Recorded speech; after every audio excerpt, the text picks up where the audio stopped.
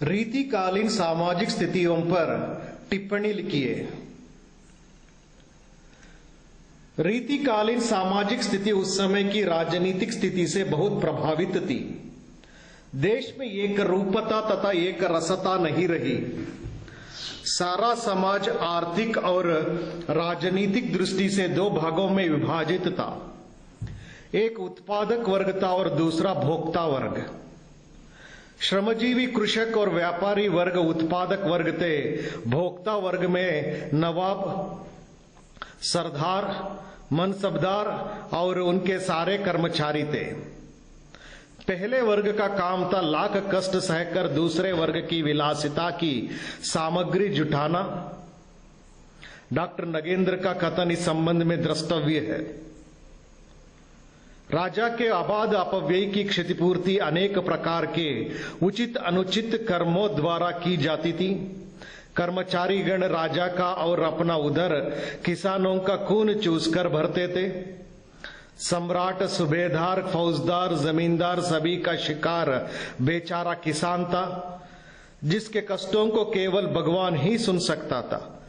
इस काल की विलासिता प्रवृत्ति के संदर्भ में इस युग की समग्र सामाजिक परिस्थिति को लेकर एक कहावत चरित्रार्थ मानी जा सकती है, यथा राजा तथा प्रजा।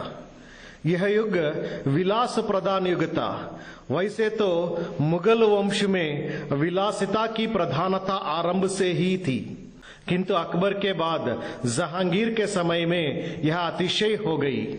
इसके बाद शाहजहां की वैभव प्रियता, विलास लिप्सा और प्रदर्शन प्रवृत्ति का तत्कालीन सामंतीय जीवन पर पर्याप्त प्रभाव पड़ा।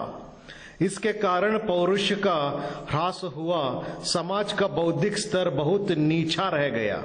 महलों में रखेलों की संख्या बढ़ी हुई थी। जीवन के संघर्षों से उनका कोई लेन देन नहीं था। नारी मात्र भोग तथा मनोरंजन का साधन बनकर रह गई। इस युग में जनसामान्य की जीवन स्थिति सृष्टि भी विकारी हो गई थी। अंधविश्वास तथा रूढ़िवादिता का शिकार जनमानस भक्ति भावना को भुला बैठा। विलासिता उसके लिए प्रधान हो गई। इस युग की जनता प्रायः अशिक्षित थी। बाल विवाह तथा बहु विवाह के बंधनों में जकड़ी जनता नागरिकता के भाव से रिक्त थी। विलासिता के साधन जुटाना ही जीवन का एकमात्र उद्देश्य रह गया था। जनता का जीवन तर नर्क से कम नहीं था।